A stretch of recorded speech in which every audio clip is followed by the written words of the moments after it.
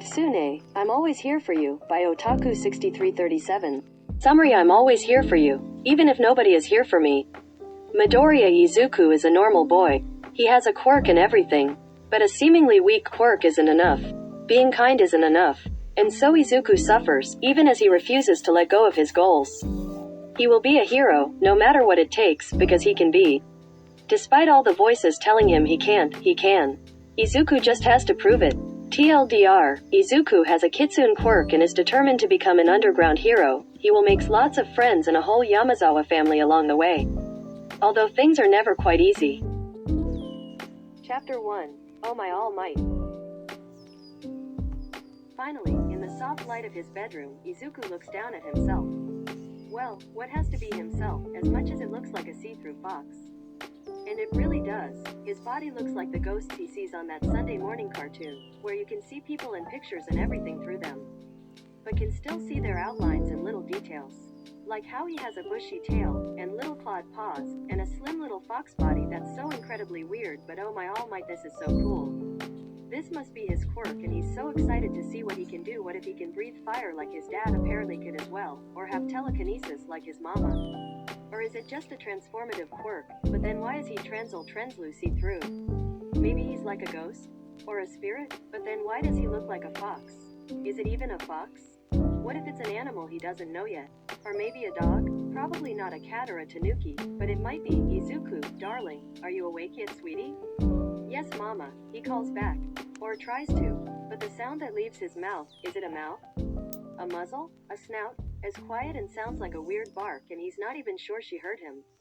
But then mama is opening his bedroom door, and he stumbles to his 4 feet with a vulpine grin, stretching his features, bouncing a little on his paws, managing to ignore how odd it is to barely be able to feel the bed that he knows is beneath him, that he's touching, even when it feels like a constant safe gust of wind is pressing gently against his feet. No, not feet, paws, because he's got a quirk and mama's gonna be so excited when she Izuku, baby. Where are you? Sees him. Why is she looking so worried? He's right here. Okay, so he's a fox or something, but isn't it obvious that he's right? Sweetie, you can come out now. Izuku, this isn't funny. Izuku, and mama's got tears in her eyes as she scrabbles to pull aside the bedsheets, then to open his wardrobe doors, then look under his desk and under his bed, before bursting into tears, sat in the middle of his room. Why can't mama see him, hear him? He's right here. He doesn't want her to cry. He's safe, he's fine, he's just a little different to normal. But really, there's nothing wrong. Not sure what he can do, but wanting to help, Izuku manages to jump down from his bed without face planting on the floor. Then scampers over to his mama with more wobbling and nearly falling than he'd ever admit. Having 4 legs is very weird, okay? Regardless, he reaches his mama, and begins to brush his head as firmly as he can against her arm. But all she does is shiver and continue to sob, getting more and more upset himself now, not knowing what to do. Izuku crawls into her lap. Normally, when they're both crying, he curls up against her and she holds him close and safe. So, he tries to do that, and as he gets more and more scared because she's not noticing him, and her breathing's getting all funny, and he doesn't like this now, something inside of his chest seems to expand and then pop. Like a balloon from the fairground. And then he feels a lot heavier and he can tell exactly where all of his limbs are and how they work, and best of all, he can feel his mama's warmth where he sat in her lap and pressed as close as he can get against her. His sudden weight ceases her crying, but then it starts all over again as the realization that her baby is with her, safe and sound, strikes her. Izuku, darling, my sweet, sweet boy. Oh, where were you? Oh Izuku, baby. Now that mama is holding him, and he can feel everything properly again, Izuku begins to grin. He'd found his quirk.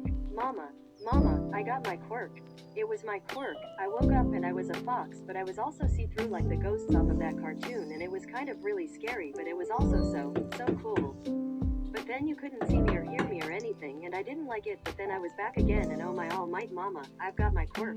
He finally pauses, breathless, to notice his mama staring down at him with wide eyes, almost as green as the ones he sees in the mirror. Mama, Izuku, baby, I'm so glad you've got your quirk. So glad. And now she's crying again already, so Izuku just smiles at her, like all might would, and pats her shoulder with his chubby little hands. It's alright, mama, I'm here. At 4 years old, he doesn't understand why that makes her cry even harder. A week later, and Izuku is clutching his mama's hand tightly and trying really, really hard not to bounce and fidget in his seat. They're waiting at the doctor's for the special quirk counselor to call them in and help Izuku figure out even more about his quirks. 2 more times.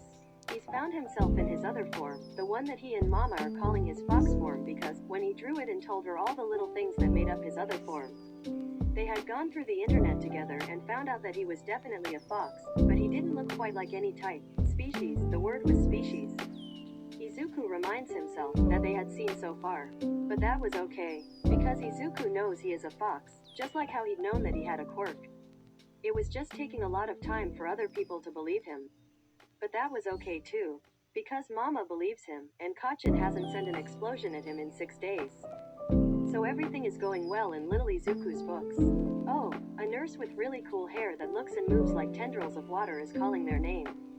Scrabbling to his feet, Izuku makes sure to stay by his mama's side, even as he wants to run as fast as he can and get there super quick to talk to the special doctor. Hello Midoriya-san, Izuku-kun. Is it alright if I call you that? Izuku nods, little head bobbing comically, his lovely green curls bouncing rapidly with the movement. I believe you're here to discuss young Izuku's quirk, yes? May I ask when it came in and what you think you know about it so far? The doctor goes on, and Izuku is already replying. It's been a week, well, 7 days, 7 hours and, 46 minutes, and I turn into a fox. But it's not a normal fox-type species, it's not a normal fox species, and I'm a bit like a ghost because when I change Mama can't see me or hear me and all she feels is a little bit of cold if I touch her, which is really weird but also really cool, and when it happens everything feels really far away and floaty and hard to touch and I can't speak in human anymore. Even though I'm still thinking in Japanese, but I don't know what makes me change. Because sometimes it happens whilst I'm asleep, but once it happened halfway through dinner and I dropped some of my capsidin. Both of the adults seem frozen. The doctor staring at him with something that looks like surprise but stronger? Mama would call it shock, so it must be shock. And Mama looks a little bit surprised but her cheeks are flushed red, which Izuku thinks it quite pretty because she looks a bit like a strawberry and they're really nice. Well, Izuku-kun. Looks like you know lots about your quirk already. Now, I want to see if you could try and change forms for me. Okay, Izuku chirps, and lets go of his mama's hand to screw his eyes up tight and think really, really hard about what it feels like when he's being his fox self. To feel almost weightless. To have ears that swivel and twitch and a bushy tail that helps him stay balanced. Then, in between one breath and the next, he can barely feel the chair beneath him, and instead of 2 arms and 2 legs with hands and feet and blunt little fingernails and toenails, he has 4 paws with tiny little claws. All translucent, and he can sort of see the plastic orange chair beneath, but he can also sort of see himself, and that will never stop being really super cool. Looking up, Izuku notices that Mama looks teary again, and pushes his snout against her arm as hard as he can. When she feels that insistent cold patch, her eyes lose that shine. And she turns to the doctor to speak again. Right now, I can just about feel a little cold bit against my arm. I see, and could you describe exactly what that entails? Well, perhaps a little bit like a breeze or a draft, but it's constant. It doesn't feel like the fur Izuku describes or anything. The doctor murmurs idly, making some notes on the pad he kept on his desk. Izuku-kun, he goes on a second later. Do you think you could try touching my hand? And he reaches out towards the chair that Izuku is still sat in, albeit now he is sat on his haunches, tail curled around the front of his paws. Not that the adults know that. Letting out a little bark that he forgets the adults can't hear, Izuku leans forward to carefully bop his nose against the doctor's fingers. Although he doesn't much like the weird too clean smell, the man jumps a bit, then offers them both, or well, Mama really, a smile. Looks like a spirit-type quirk, effectively. He might be taking on the form of his own spirit animal, it might be a random animal, or there might be another factor involved. Are you aware of any spirit or animal-based quirks in his familial history? No, not really. His father had a fire-breathing quirk, and I believe his parents had a smoke exhalation and a touch-based invisibility quirk respectively. My mother had a long-range psychometry quirk and my father had a sort of energy telekinesis. My aunt had hydrokinesis, I think, and my grandparents were quirkless and a weak elemental manipulator on my father's side. My mother was an orphan, so I couldn't tell you that. I'm afraid, likely a mutation then, or at the very least a generation skipper. Nothing to worry about, Midoriya-san, nothing to worry about. Simply the wonders of quirk genetics. The man chuckles. and Mama offers him a wobbly smile in return. By the time they finish discussing boring adult things Izuku doesn't care to listen to, he has managed to turn back into his human form. Each time he changes, it feels more natural, so hopefully it'll be really easy really soon. He'll just have to practice lots and lots. Maybe Kachin will help? It is around a year later when little Izuku, now almost 6 years old, finally realizes, all of the way down to his shaking soul and with shaking hands, that Kachin won't help him. Doesn't want to help. He'd rather snarl and snap and pop painful explosions at him, catch his arms or neck deliberately but in ways that look at first like accidents. Kachin wants to hurt him and the fact alone hurts. Because now Izuku is tucked away in a cupboard in his school, shaking and shuddering. Around his forearm is a scalding scorch mark. The skin already red and bubbling up, excruciatingly painful, and Izuku is curled up in a dark corner, whimpering and whining, because it hurts, all might it hurts. But even worse is the agony as his heart crumples up like a discarded worksheet, useless and torn up. Wrong. Kachin is doing all of this deliberately. Before now, Izuku had been able to deny it to himself.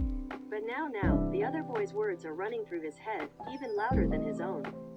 Telling him that he's a worthless deku with a worthless quirk who's just a burden on his mother, and it would be better if he wasn't here to annoy everyone, and he's so fucking useless, why does he even wanna be a hero? He can't do anything, why does he even try? He's so useless. Izuku's head is pounding and his chest is all tight and tingly, and everything hurts and nothing is stopping or slowing down. Even though he's safe now, he's hiding, but he still can't breathe and everything hurts and his vision's getting blurry because there are tears coming and he still can't breathe. Izuku doesn't know what time it is when he can finally breathe properly again. His body has stopped fighting him, although his arm and head still really hurt and nothing feels good or right. But at least the weird, wrong, painful breathing hardhead thing has stopped. It felt a little bit like what he imagined dying to feel like, but that thought had only made it worse, so he had tried to concentrate on the feeling of the cold, smooth wooden floor and the flaky paint of the corner he has pressed himself into. And, eventually, he had come out of it, and now he was here, in the cleaner's cupboard, probably way after recess had finished. He's going to be in so much trouble. Oh no, no. He needs to get to class. Scrambling to his feet, Izuku walks as quickly as he can back towards his classroom. Then, taking a deep breath, he opens the door just enough to fit through, and slips back into class. His teacher never takes an afternoon roll call, so he might be fine. Maybe, if Kachin or one of the others hasn't told the teacher that he isn't there. Opposite to everything else today, Izuku finally has some good luck. Everyone is busy coloring, in other words. Half of the boys and a few of the girls are fighting and throwing crayons and pens at each other whilst the rest doodle and chatter, so the classroom is a loud, chaotic mess that is easy to sit down at the fringes of and quietly pull over some spare paper and pick up a single green pen and begin drawing. If the teacher suddenly notices his presence, then she says nothing, and if she notices the burn on his arm, uncovered thanks to his summertime short sleeves, then she certainly says nothing about that. So Izuku sits down in class after his first ever panic attack, still trembling, still scared, but as brave as he can be in the face of that. And, 3 hours later, as he walks home alone because his mama has a long shift on Fridays, the trembling has finally died down. Yet still, he can't help but feel uncomfortable and disquieted in his own skin, and so, the minute that he unlocks his apartment door and it closes behind him, he is changing. Switching forms is a little bit like turning over the pillow when it's really late at night to get the cool side. It's refreshing and relaxing and relieving all at once. It's wonderful. And after today, he really needs it. Whipping his head around, Izuku can only stare at the two tails whipping lazily in the air behind him. Oh my all might, he's got two tails now? How? This is so cool. Unless there's something wrong with him. But it doesn't feel wrong. It feels better, in fact. Like he's a little bit steadier on his spirit feet. No, pause right now. He's never going to get used to that. But by all might, he has two tails. This is super exciting. His balance feels better and he's more grounded, somehow, he can tell. And they're really flexible and strong, almost like having extra arms, but not quite as useful, but definitely way cooler, so it doesn't really matter.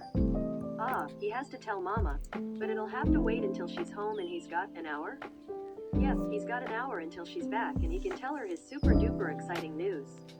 And he should probably do his homework, else he'll have to do it after dinner instead, which might mean missing his favorite All Might cartoon, but also, he could try out his new tail. And in Izuku's opinion, that is much more interesting and fun, and he'll need to update his quirk notebook because this is totally new. Hey, what if he gets more? And where did this one come from? Hey, it doesn't really matter, not right now, because he could be running and jumping and having fun with two tails. And so he does. He spends ages just jumping and spinning and darting from the sofa to the table to the kitchen side, which he's not normally allowed to stand on, but he's in his spirit form and Mama isn't here. So he can't get in trouble for it, right? And having two tails is weirdly so much better than just one. They balance each other out. And he can use them a little bit like the bike stabilizers of those kids by the park. Or if he's really clever, he can use them a little bit like extra legs and push off of them to jump even higher than normal.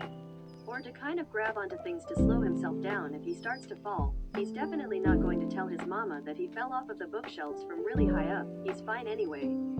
He caught himself before anything could hurt. But he knows his mama would get really worried and nervous, and he doesn't like it when she's like that, so he'll keep it a secret. And so having another tail is, in conclusion, really cool. Izuku is just running as fast as he can through the living kitchen dining room when he sees the clock. And he may or may not panic a teensy tiny bit, because Mama is meant to be back in 27 minutes, and he needs to put some bandages and one of his long-sleeved shirts on, so that she doesn't notice the nasty burn on his human arm. His hair hadn't had any blood in it, he checked, so hopefully Mama won't be able to tell that he hit it really hard when Kachin shoved him over during break today. And so long as he covers up his arm properly, she shouldn't even need to know that he'd gotten hurt again. He's been getting really good at hiding it when he had been bullied. And not flinching if she touched him somewhere that had bandages hidden, keeping his injuries treated and covered. And if he wants to keep it up, he needs to hurry and sort himself out. Accordingly, Izuku settles on the sofa. He'd fallen once or twice whilst changing forms, so it had become habit to sit down somewhere soft first, and switches back to being human. As the pain of his burn returns, he can't help but gasp out loud, then look around him just in case. Something about showing his pain always makes him jumpy now, which was odd. But he can't help it. Of course, as he is in their apartment alone, nobody is there to have witnessed his little outcry, and Izuku is quick to stand again. Then fetches his school bag to leave in his room on his way to the bathroom. In the cupboard beneath the sink there is their first aid kit, seemingly rarely used. So that his mom won't realize just how much burn cream is already gone, and one or two of the spare tubes of stuff might have gone missing. Squirreled away in a box of damaged memorabilia. There isn't a lot. He looks after his stuff, and old clothes in his wardrobe. And he may or may not have used some of his allowance to buy some extra bandages and plasters once or twice too. Whenever he had been given free rein in a supermarket or somewhere else with both kids' toys and household things.